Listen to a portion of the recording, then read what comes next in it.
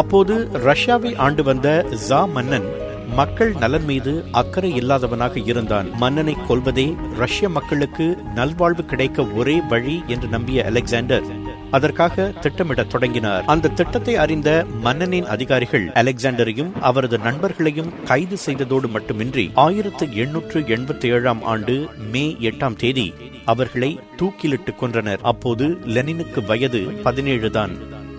சிறு வயதிலிருந்தே தன் அண்ணனோடு நெருங்கி பழகியவர் லெனின். பெற்றோர் தெய்வ நம்பிக்கை உடையவர்களாக இருந்தனர்.